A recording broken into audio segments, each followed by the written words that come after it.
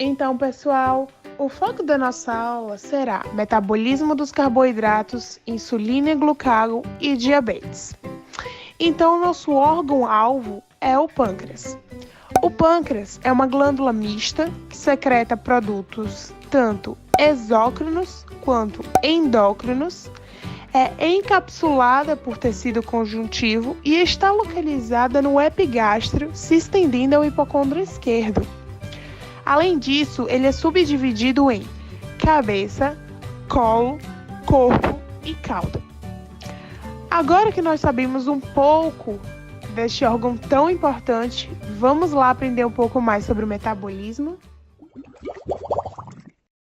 Para falar de metabolismo do carboidrato, é interessante salientar a importância desse composto na dieta de cada indivíduo, já que ele vai estar atuando ali promovendo a energia para esse corpo. Então, rapidamente dividindo aqui os carboidratos em simples e complexos, você vai ter no simples uma absorção rápida. E essa absorção rápida vai causar um pico glicêmico que vai ser rapidamente acidentado também.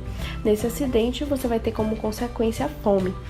E essa fome vai causar um espaçamento menor entre as refeições, porque você vai precisar suprir essa necessidade metabólica, de reposição energética. Já quando você vai ter a ingestão de um carboidrato complexo, você vai ter uma absorção mais lenta e uma sensação de saciedade maior, ou seja, espaços mais prolongados para você fazer essa ingestão de alimento novamente.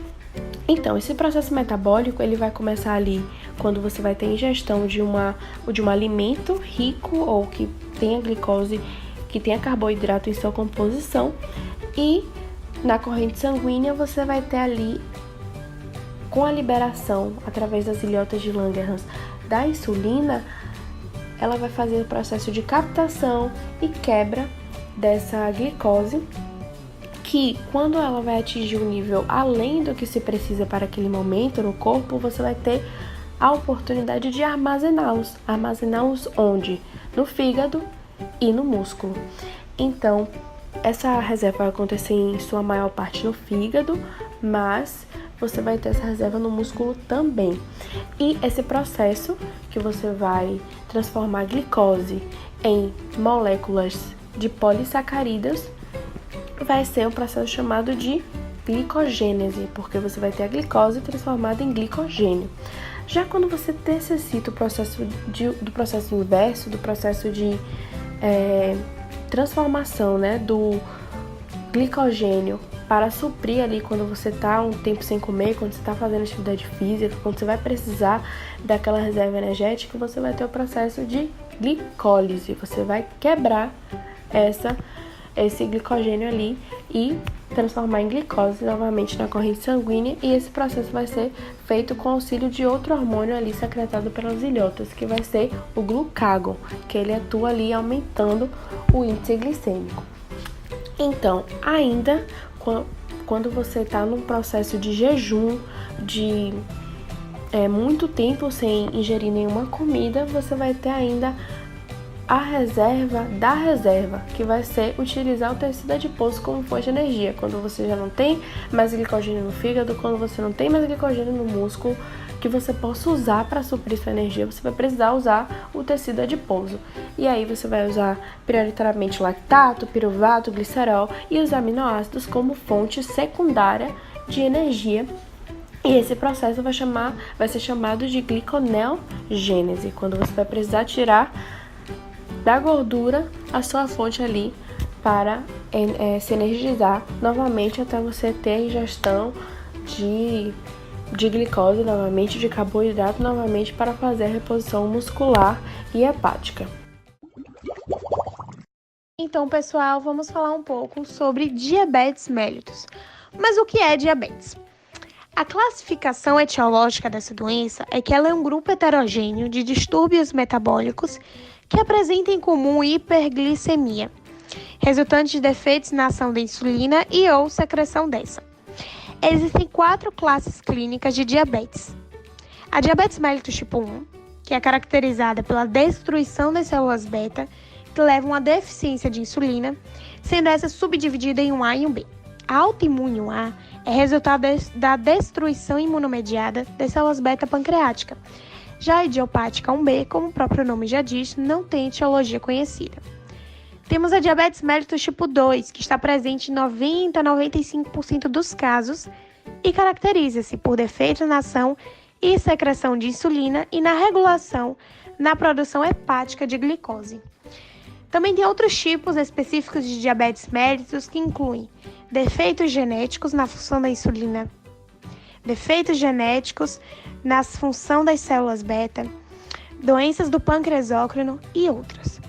Há também a diabetes mellitus gestacional, que é qualquer intolerância à glicose de magnitude variável com início ou diagnóstico durante a gestação. Além dessas 4 classes clínicas de diabetes, há 2 fatores de risco para diabetes e doenças cardiovasculares, que são chamadas pré-diabetes. São a glicemia de jejum alterada e a intolerância à glicose diminuída.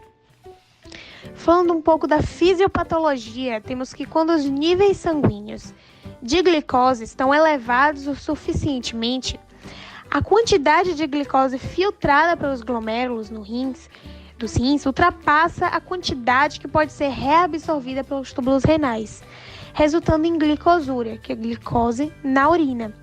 E grande perda de água na urina também, com consequente poliúria, que é a micção excessiva e incontinência urinária. A polidipsia, que é a sede excessiva, é resultado da desidratação celular, que ocorre quando os níveis de glicose estão muito elevados no sangue e a água é retirada das células corporais, incluindo aquelas do centro da sede no hipotálamo. Em geral, não vai ocorrer a polifagia, que é a fome excessiva, em indivíduos com diabetes tipo 2, mas os com tipo 1 resulta da inanição celular e da depleção das reservas celulares de carboidratos, lipídios e proteínas, uma vez que a deficiência de insulina reduz a quantidade de glicose na célula. Além disso, há outros sinais e sintomas de hiperglicemia, que consistem em visão turva recorrente, fadiga, parestesias e infecções na pele.